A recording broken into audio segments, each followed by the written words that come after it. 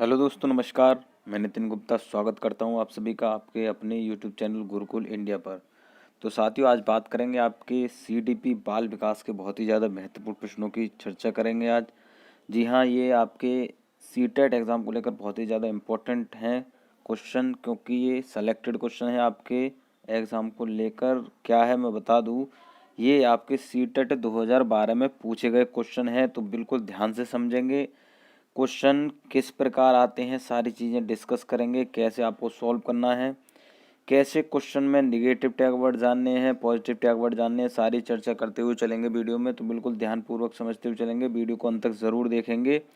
और मैं बता दूं, जितने भी साथी चैनल पर पहली बार आए, वीडियो को पहली बार देख रहे हैं और किसी भी स्टेट की शिक्षक भर्ती की तैयारी कर रहे हैं, तो क्या करना है, चैनल को सब्सक्राइब कर लेना है और बेल आइकन को भी प्रेस कर लेना है, जिससे कि आने वाली नेक्स्ट वीडियो का नोटिफिकेशन तक तुरंत पहुंच सके। ठीक है, तो बिल्कुल यहाँ पर आपकी बात होती है शिक्षक भर्ती की, कोई भी आपसे चार्ज नहीं लिया जाता है। ठीक है, तो बिल्कुल बात को ख़त्म करेंगे। पहला क्वेश्चन देख लेते हैं, क्या है कि आंशिक पुनर्बलन क्या है। देखिए, इसमें ये पूछ रखा है आंशिक पुनर्बलन। तो ये क्वेश्चन आपका सीटेट 2012 में पूछा गया है। सारे क्वेश्चन जो है सीटेट 2012 में आपके पूछे गए हैं।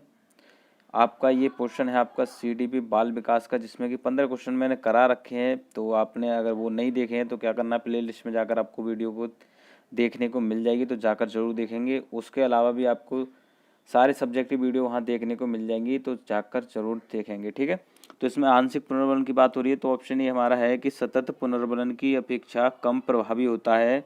ऑप्शन बी हमारा है कि वास्तविक कक्षा कक्ष में अन्न प्रयुक्त नहीं किया जा सकता। ऑप्शन सी पशुओं को प्रशिक्षित करने में सर्वाधिक कार्य करता है। ऑप्शन डी सतत पुनर्बलन की अपेक्षा अधिक प्रभावी होता है। तो बिल्कुल समझ लेंगे, जो साथी रेगुलर क्लास कर रहे हैं उनको इसका आंसर पता होगा, बिल्कुल बताएंगे। तो बताएंगे कौन सा इसमें आंसर सही होगा, तो कह देंगे सर ऑप्शन डी सही होगा, सतत पुनर्बलन की अपेक्षा अधिक प्रभावी होता है। क्या आंशिक पुनर्बलन, समझ लेंगे बात को। क्या कर रहे हैं, अगर क्वेश्चन आ जाए कि सतत देखिए दूसरा क्वेश्चन इसमें कैसे बन जाएगा कि सतत पुनर्बलन की अपेक्षा अधिक प्रभावी होता है, तब आपको देखिए यहाँ पर ऑप्शन में जैसे आंशिक पुनर्बलन या और कोई भी तीन ऑप्शन दे रखे होंगे, तब आपको आंशिक पुनर्बलन लगाना है। ठीक है, अब इसमें पूछ रखा है कि आंशिक पुनर्बलन क्या है, सतत पुनर्बलन की अपेक्षा अधिक प्रभावी होता है। ठीक है, बात समझ में आ गई होगी आपकी। तो इसमें मैं देखिए बता दूं इसके बारे में, क्या होता है कि इसकी अपेक्षा जो क्या है अधिक प्रभावी, तो ये आपने समझ लिया। इसमें क्या होता है कि छात्र को किसी अनुक्रिया या पुनर्बलन मिलेगा और उसका क्या होता है, उसका पता नहीं होता है, उसको क्या है पता नहीं होता है। और क्या होता है, प्रत्येक जो अनुक्रिया करता है उसमें तत्परता से करता है, क्या है तत्परता से करता है, मतलब उसको वो चीज़ पता नहीं होती है, इसलिए क्या करता है वो उसको तत्परता से करता है। मतलब कह सकते हैं ठीक प्रकार से, मतलब एक कह सकते हैं उसमें एक जिज्ञासा होती है, उसको लेकर वह कार्य को करता है। ठीक है, बात समझ में आ गई। तो ये क्वेश्चन दो क्वेश्चन आपके यहाँ पर तैयार हो जाते हैं कि सतत पुनर्बलन की अपेक्षा अधिक प्रभावी होता है, तब आपको क्या लगाना है, आंशिक पुनर्बलन। अब यहाँ पर कह रहा है आंशिक पुनर्बलन सतत पुनर्बलन की अपेक्षा अधिक प्रभावी होता है। ठीक है, बात दोनों आपके समझ में आ गए होंगे बिल्कुल, तो बिल्कुल समझ लेंगे। चलिए अगला क्वेश्चन देखेंगे कि एक सशक्त विद्यालय अपने शिक्षकों में निम्नलिखित योग्यताओं में से किसे सर्वाधिक बढ़ावा देगा। समझ लेंगे क्या कह रहे हैं, विद्यालय अपने शिक्षकों में निम्नलिखित योग्यताओं में से किसे सबसे अधिक बढ़ावा देगा। ठीक है, तो ऑप्शन ए अनुशासित स्वभाव, ऑप्शन बी प्रतिस्पर्धात्मक अभिवृत्ति, ऑप्शन सी परीक्षण करने की प्रवृत्ति, ऑप्शन डी स्मृति। तो बिल्कुल बताएंगे, देखिए इसमें कौन सा आपका आंसर राइट हो जाएगा, बिल्कुल बताएंगे सभी लोग। क्या है, तो क्या लगा देंगे, ऑप्शन बी लगाएंगे प्रतिस्पर्धात्मक अभिवृत्ति। अब देखिए, तो इसमें जो आपका एक विद्यालय जो है वो शिक्षक में क्या योग्यता देखेगा, प्रतिस्पर्धात्मक अभिवृत्ति, मतलब माहौल के अनुसार, मतलब जो कक्षा का माहौल है या जो विद्यालय का माहौल है उसके अनुसार एक शिक्षक क्या करेगा, कार्य करेगा। ठीक है, क्या करेगा, उसके अनुसार कार्य करेगा। ठीक है, और एक छात्र को क्या करेगा, मैत्रीपूर्ण व्यवहार। देखिए मैं इसके अलावा भी आपको बता दूं, छात्र के साथ मैत्रीपूर्ण व्यवहार करना है और क्या कभी भी अनुशासन में रखने की बात नहीं करनी है। तो हमेशा याद रखना है कि एक शिक्षक को हमेशा जो है एक छात्र से किसी भी विषय वस्तु पर चर्चा करनी, ये आपका पॉजिटिव टैग वर्ड होता है। तो ये कहीं भी आपको देखने को मिल जाए वो आपका आंसर सही होता है। तो यहाँ पर बात कर रहे हैं कि एक विद्यालय में जो अपने शिक्षक में निम्नलिखित किसकी योग्यता को सर्वाधिक बढ़ावा देगा, तब आपको क्या लगाना है, प्रतिस्पर्धात्मक अभिवृत्ति। मतलब उसके माहौल के अनुसार वह ढल जाएगा और उसके अनुसार कार्य करने लगेगा, वो आपको एक शिक्षक में लिखना है। ठीक है, चलिए तो अगला क्वेश्चन देख लेंगे कि निम्नलिखित में से अंत विषयी अनुदेशन का सर्वोच्च लाभ यह है कि, तो ऑप्शन ए, पाठ योजना बनाने और गतिविधियों में शिक्षकों को अधिक लचीलेपन की अनुमति होती है। ऑप्शन बी, विद्यार्थियों को सीखे गए ज्ञान का बहुत संदर्भों में अनुप्रयोग करने और सामान्यीकृत करने के अवसर दिए जाते हैं। ऑप्शन सी, प्रकरणों की विविधता जिन्हें परंपरागत पाठचर्या में संबोधित किए जाने की आवश्यकता है से शिक्षकों के अभिभूत होने की कम संभावना होती है। ऑप्शन डी देख लेंगे कि विद्यार्थियों में विभिन्न विषय क्षेत्रों के विशेष प्रकरणों के प्रति नापसंदगी विकसित होने की कम संभावना होती है। यह कह रहे हैं नापसंदगी। ठीक है, तो चलिए बताएंगे कौन से इसमें आंसर सही हो जाएगा। बिल्कुल सभी लोग बताएंगे। तो बताएंगे क्या है इसका आंसर, तो कह देंगे सर ऑप्शन बी सही होगा। विद्यार्थियों को सीखे गए ज्ञान का बहु संदर्भों में अनुप्रयोग करने और सामान्यीकृत करने के अवसर दिए जाते हैं। तो बता दिया मैंने क्या करना है आपको। देखिए यहाँ पर कभी भी अवसर देने की बात कहीं भी आपकी आएगी तो वो आपका आंसर बिल्कुल सही हो जाता है। ठीक है, क्या होगा, अवसर जहाँ पर देने की कहीं भी बात आएगी आपकी, वो आपका आंसर बिल्कुल सही हो जाता है। ठीक है, तो बिल्कुल समझ लेंगे। या फिर अब देखिए कैसे आएगा, अगर यहाँ पर आ जाता कि विद्यार्थियों के सीखे गए ज्ञान का बहुत संदर्भ में अनुप्रयोग करने, इतना भी आ जाता तब भी आपको लगाना है। और यहाँ पर अवसर की बात है, बच्चे की अभिव्यक्ति को प्रदर्शित करवाने, मतलब ये आप समझते हुए चलेंगे। इसके अलावा भी आपको कहीं भी ऐसे पॉइंट देखने को मिलेंगे, तब आपको लगाना है कि बच्चे की अभिव्यक्ति को प्राथमिकता देने, उसकी मातृभाषा को क्या है प्राथमिकता देने, हमेशा उसको सम्मान मतलब सम्मान की भावना से देखने। ठीक है, बिना भेदभाव की भावना से देखने, अनुशासन में ना रखने। तो ये आपके क्या है समझने की जो वर्ड है वो आपको समझना है, आप लिख लें चाहें। ठीक है, सारे में आपको बताता हुआ चलता हूँ, हर वीडियो में बताता हुआ चलता हूँ, तो बिल्कुल नोट करते हुए चलेंगे। तो फिलहाल क्या है आपका आंसर ऑप्शन बी सही होगा कि विद्यार्थियों को सीखे गए ज्ञान का बहु संदर्भ में अनुप्रयोग करने और सामान्यीकृत करने के अवसर दिया। तो हमेशा देखिए अवसर कहीं भी देने की बात आ जाएगी, वो आपका आंसर सही हो, मैं हर बार आपको बताता हुआ चलता हूँ। ठीक है, चलिए तो अगला क्वेश्चन है कि वे शिक्षार्थी जो समृद्ध ज्ञान और शैक्षणिक दक्षता की हार्दिक इच्छा प्रदर्शित करते हैं उनके पास होता है। बताएंगे ऑप्शन ए, निष्पादन उपागम अभिविन्यास। ऑप्शन बी, निष्पादन परिहार अभिविन्यास। ऑप्शन सी, कार्य परिहार अभिविन्यास। ऑप्शन डी हमारा है निपुणता अभिविन्यास। तो बताएंगे देखिए इसमें कौन सा आपका आंसर सही हो जाएगा। क्या बताएंगे इसका आंसर, बताएंगे सभी लोग। तो क्या है आपका आंसर, ऑप्शन क्या लगाएंगे, ऑप्शन ए लगाएंगे निष्पादन उपागम अभिविन्यास।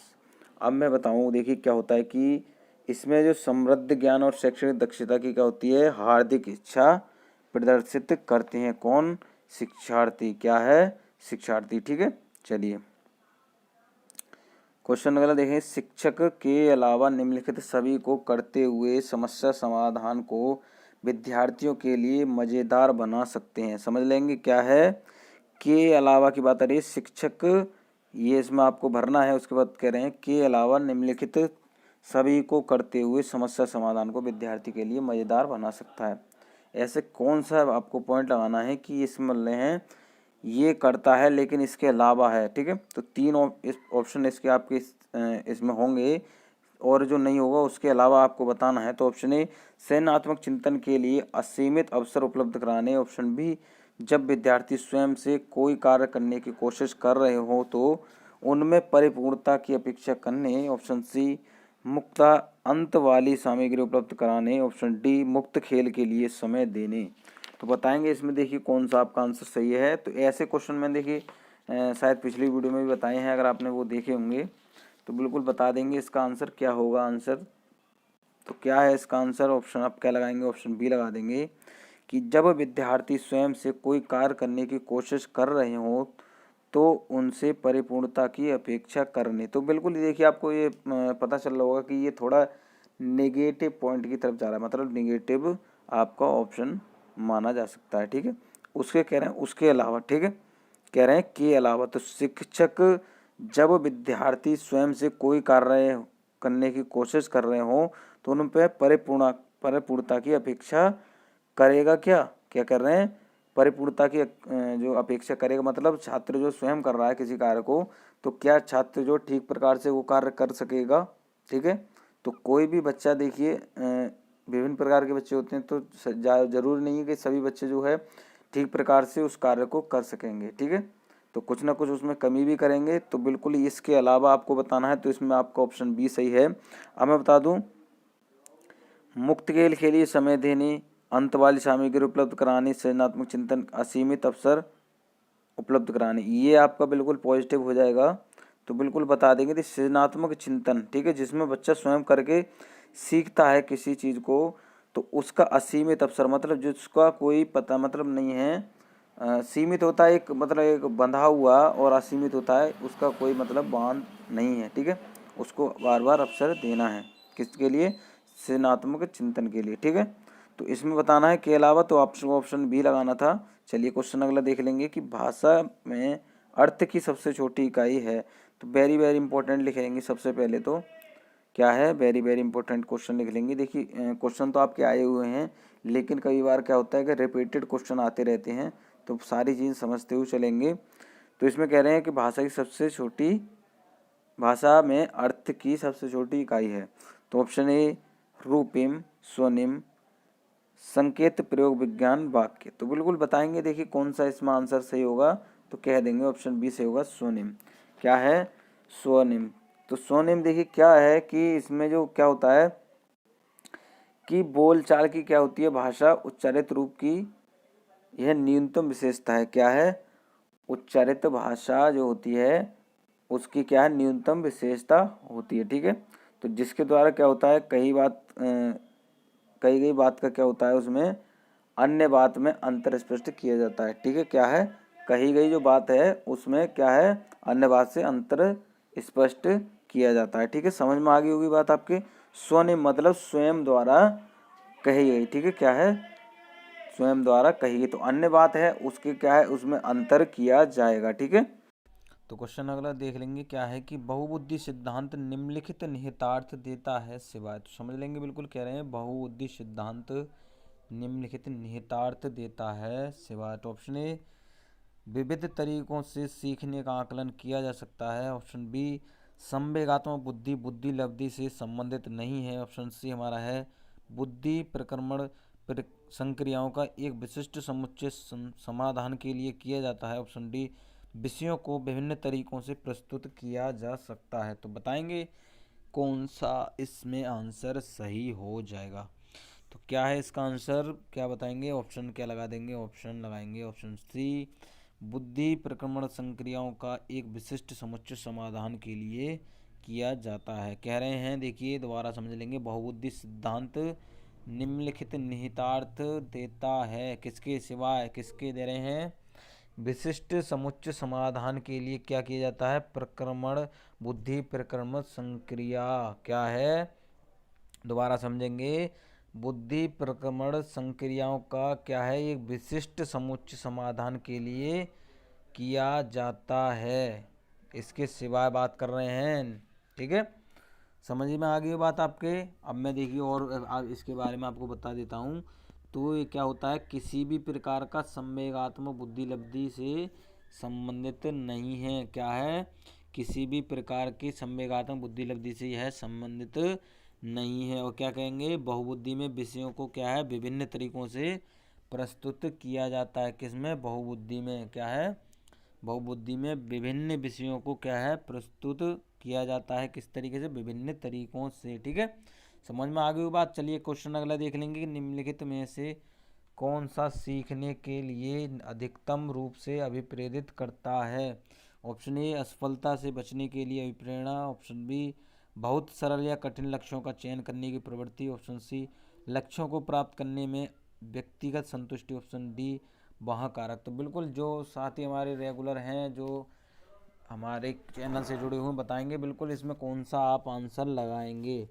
क्या लगाएंगे बिल्कुल, तो लगा देंगे ऑप्शन, क्या लगाएंगे, ऑप्शन सी लगाएंगे, लक्ष्यों को प्राप्त करने में व्यक्तिगत संतुष्टि। अब क्वेश्चन तो हम समझ लेंगे। देखिए कह रहे हैं निम्नलिखित में से कौन सा सीखने के लिए अधिकतम रूप से अभिप्रेरित करता है, क्या करता है, लक्ष्यों को प्राप्त करने में व्यक्तिगत संतुष्टि। तो लक्ष्यों को प्राप्त करने के लिए जो मतलब हर एक व्यक्ति जो होता है वो अलग अलग तरीके प्रयोग करता है, ठीक है, अलग अलग तरीके से सोचता है, अलग अलग उसकी मेंटलिटी होती है, बुद्धि लब्धि अलग अलग होती है।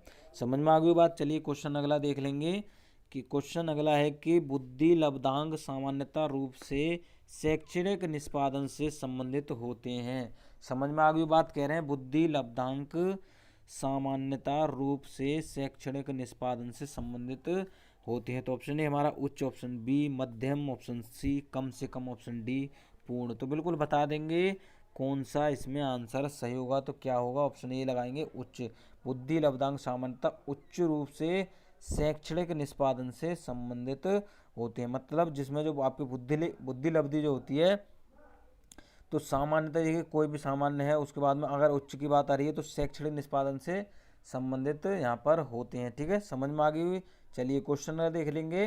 तो क्वेश्चन अगला बहुत ही ज़्यादा वेरी वेरी इंपॉर्टेंट लिखेंगे। सबसे पहले तो आप वेरी वेरी इंपॉर्टेंट लिख लेंगे, जी हाँ। क्वेश्चन 1 से 2 आपका देखिए, पहले तो बताऊंगा बुद्धि लब्धि से देखिए 3 से 4% आपके आ ही जाते हैं, ठीक है। तो बुद्धि लब्धि में देखिए पहले यहाँ पर एक बुद्धि लब्धि निकालने के लिए आ जाएगा, फिर बुद्धि से आ जाएगा इसमें मतलब कितने से कितने तक पूछ लेगा, मंद बुद्धि मतलब कितने से कितने तक होती है, या जो आपको प्रतिभाशाली बच्चा होता है उसकी बुद्धि लब्धि कितनी होती है। तो इस प्रकार के क्वेश्चन आपके पूछ लिए जाते हैं।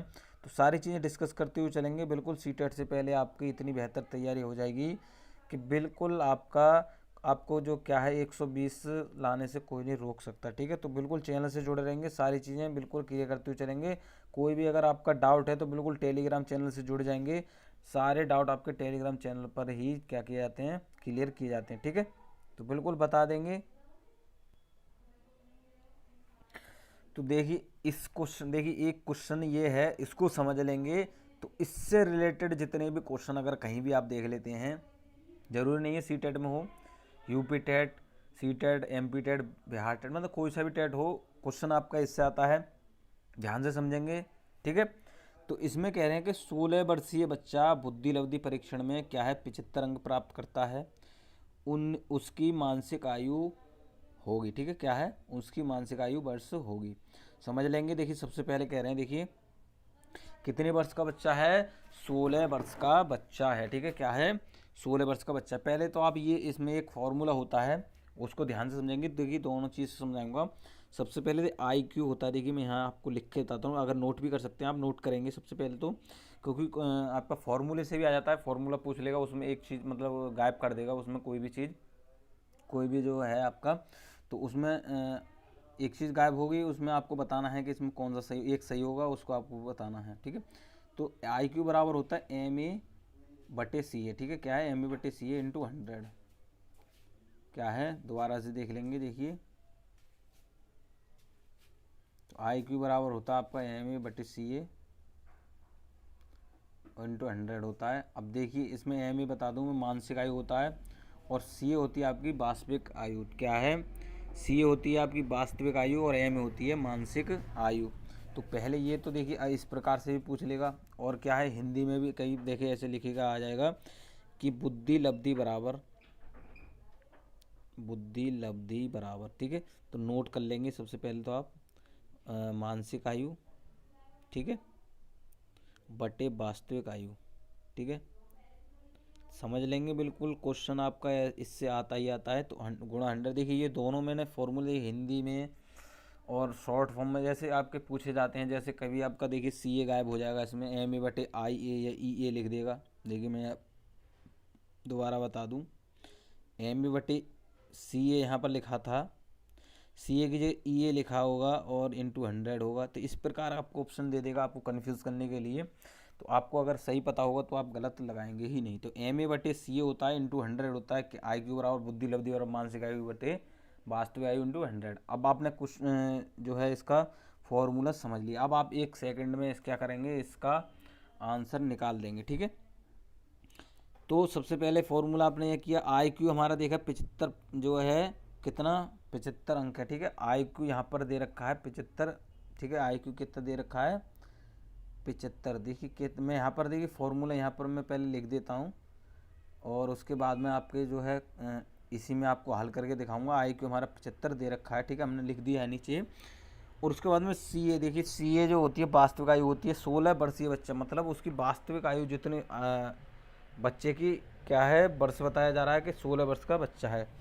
तो एम ए हमारा फाइंड बताया, मतलब मानसिक आयु हमें बतानी है। सी हमारी दे रखी है 16 और इंटू 100 हमारा है ये है ही है। ठीक है, यहाँ तक तो आपके समझ में आ गया होगा। उसके बाद में हम क्या करेंगे कि इस 16 की यहाँ पर मल्टीप्लाई कर देंगे और ये 100 जो है क्या है इसके नीचे आ जाएगा, तब आपका क्या है एम ए निकल आएगा। ठीक है, यहाँ पर हमारा 75 दे रखा था और इंटू हमारा जो नीचे हमारा 16 दे रखा था 16 वर्ष का बच्चा, वो हमारा यहाँ आ गया।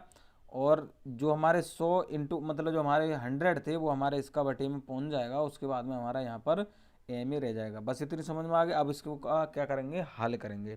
तो 25 हमारा 3 बार मतलब 75 जो हमारा 3 बार कट गया, 25 से 25 दिया 75 और 25 चौके हमारा 100 होता है। और हम इसको 4 को मतलब 16 को 4 से काटेंगे, 4 चौके 16, तो 3 चौका हमारा कितना 12, मतलब जो मानसिक आयु हमारी निकल के आ गई 12 निकल के आ गई। ठीक है, क्या है मानसिक आयु 12 निकल के आ गई। अगर आपके देखिए समझ में नहीं आया है तो दोबारा से क्या है वीडियो को पीछे से स्किप करेंगे, दोबारा से इसको समझ लेंगे। ठीक है, क्योंकि 1 से 2 क्वेश्चन आपके इससे पूछा ही जाता है। ठीक है, तो इसमें 12 देखिए कौन से ऑप्शन में, तो ऑप्शन बताएंगे क्या सी है। ठीक है, चलिए क्वेश्चन अगला देख लेंगे कि विद्यार्थियों के पोर्टफोलियो के लिए सामग्री का चयन करते समय का जरूर होना चाहिए। तो ये इससे भी ये आपका क्वेश्चन हर बार पूछा जाता है। देखिए क्वेश्चन सारे इंपॉर्टेंट हैं क्योंकि आपका सीटेट 2012 में आ गया है और सीटेट 2012 में आपका पूछा गया है। ठीक है, और हर बार कुछ क्वेश्चन ऐसे हैं जो हर बार रिपीट होते रहते हैं, थोड़ी बहुत लैंग्वेज चेंज होती रहती है। ठीक है,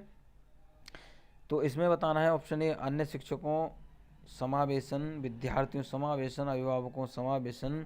देखिए दोनों ऑप्शन में साथ साथ पढ़ रहा हूँ। पहले वाले में क्या भरा जाएगा, मतलब पहले जो खाली जगह दे रखी है उसमें क्या भरा जाएगा, उसमें क्या भरा जाएगा। ठीक है, तो विद्यार्थी बहिष्करण। अब इसमें आपको देखिए सेट जो इसमें फिक्स बैठना चाहिए, जो सही है वो आपका कौन सा सही होगा, ऑप्शन बी सही होगा।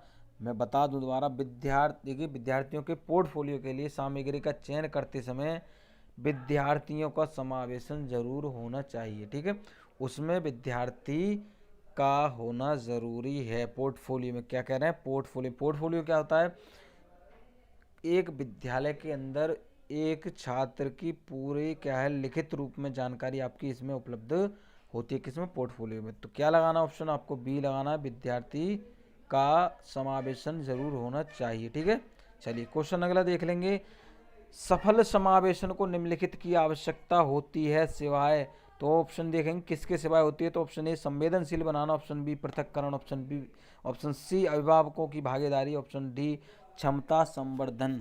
तो जो साथी रेगुलर हैं वो बताएंगे इसमें कौन सा आपका आंसर सही हो जाएगा। तो क्या है, क्या लगाएंगे, ऑप्शन बी लगाएंगे पृथक्करण। तो पृथक्करण होता है अलग करना, हटाना, अलग करना, दूर करना। ये आपका क्या है, इसके सिवाय की बात कर रहे हैं। क्या है आप देखिए तीनों लगाएंगे, अभिभावकों की भागीदारी भी होनी चाहिए, संवेदनशील बनाना भी होनी चाहिए, क्षमता संवर्धन भी होना चाहिए। लेकिन पृथक्करण के अलावा इसका क्या सफल समावेशन किया था। ठीक है, समझ में आ गई बात। तो एक तरह से कहते हैं अगर सिवाय की कहीं भी बात आ जाएगी, इसके सिवाय केवल, तो वहाँ पर उसको निगेटिव बताना है, क्या है निगेटिव पॉइंट बताना है उसमें। ठीक है, चलिए क्वेश्चन अगला देख लेंगे, इम्पोर्टेंट है। क्या है, विद्यालय में लिंग भेदभाव से बचने का सर्वोत्तम तरीका हो सकता है। तो सबसे पहले तो इम्पोर्टेंट आप लिख लेंगे बिल्कुल, क्योंकि लिंग भेदभाव रूढ़िवादिता से क्वेश्चन आपके 1 से 2 पूछे जाते हैं। ठीक है, सीटेट एग्जाम में तो आप पूछे ही जाते हैं और हर एग्जाम में आपके जितने भी शिक्षा भर्ती एग्जाम में पूछे ही जाता है, 1 न 2 क्वेश्चन जरूर। ठीक है, तो सर्वोत्तम तरीका हो सकता है बताना है ऑप्शन ए शिक्षकों द्वारा अपने लिंग पक्षपातपूर्ण व्यवहारों का अधिसंज्ञान, ऑप्शन बी पुरुष एवं महिला शिक्षकों को समान संख्या में भर्ती करना, ऑप्शन सी विद्यालय में लिंग भेदभाव को दूर करने के लिए नियम बनाना और कड़ाई से उसका पालन करवाना, ऑप्शन डी संगीत प्रतियोगिता के लिए लड़कियों की अपेक्षा अधिक लड़कों का चयन करना। बताएंगे बिल्कुल क्या इसमें आंसर सही हो जाएगा। तो क्या लगाएंगे ऑप्शन, तो ऑप्शन क्या लगाएंगे, ऑप्शन ए लगाएंगे, शिक्षकों द्वारा उनके लिंग पक्षपातपूर्ण व्यवहारों का अधिसंज्ञान। ठीक है, क्या है, समझ में आ गई, शिक्षकों द्वारा उनके लिंग पक्षपातपूर्ण व्यवहारों का अधिसंज्ञान। ठीक है, चलिए क्वेश्चन अगला देख लेंगे। सह शैक्षणिक क्षेत्रों में निष्पादन के आधार पर शैक्षणिक क्षेत्रों में निष्पादन के स्तर को बढ़ाने का औचित्य स्थापन किस आधार पर किया जा सकता है। तो ऑप्शन ए, यह हाथ से किए जाने वाले श्रम के प्रति सम्मान विकसित करता है। ऑप्शन बी, यह व्यक्तिक भिन्नताओं को संतुष्ट करता है। ऑप्शन सी, यह हास्याकृत विद्यार्थियों के लिए प्रतिपूरक भेदभाव की नीति का अनुगमन करता है। ऑप्शन डी, यह सार्वभौमिक धारण को सुनिश्चित करता है। बिल्कुल बताएंगे इसमें, देखिए कौन सा आपका आंसर सही होगा। तो क्या लगाएंगे, ऑप्शन आप लगाएंगे, ऑप्शन बी लगाएंगे, यह व्यक्तिगत भिन्नताओं को संतुष्ट करता है। अब क्वेश्चन पढ़ लेंगे सबसे पहले।